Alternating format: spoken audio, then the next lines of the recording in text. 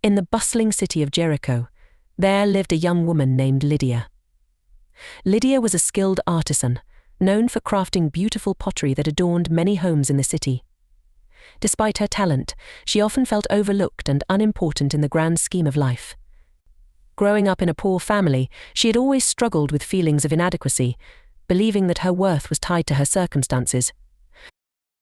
One day, news spread through Jericho that Jesus of Nazareth was passing through on his way to Jerusalem.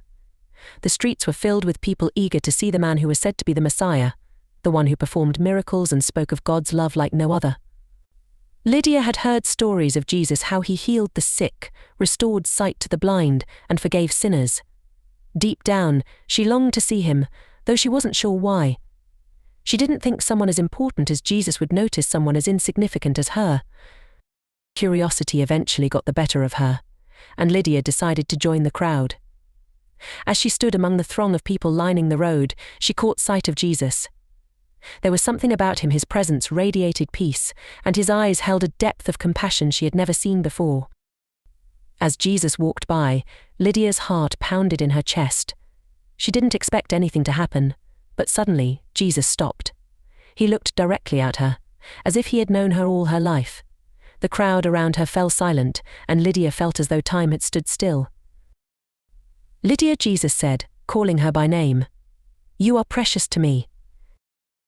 Lydia's eyes widened in surprise. How did he know her name? How could he say she was precious when she felt so small and insignificant? Seeing the confusion and wonder in her eyes, Jesus continued, "I know the thoughts in your heart, the doubts you carry about your worth. But I want you to know that your value is not determined by your circumstances or the opinions of others. You are precious to me because you are a child of God, created in his image and deeply loved." Tears welled up in Lydia's eyes.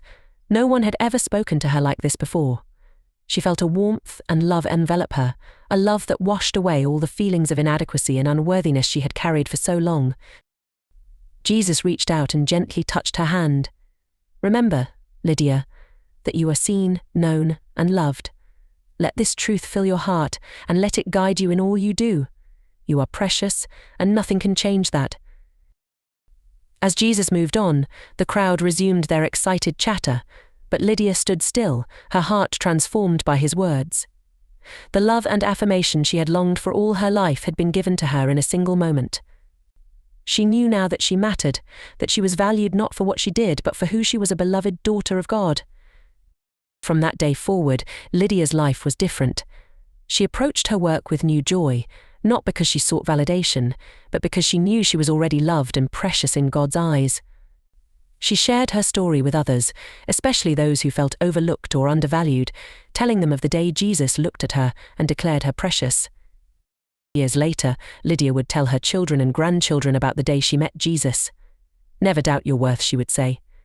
"You are precious to him, just as I am.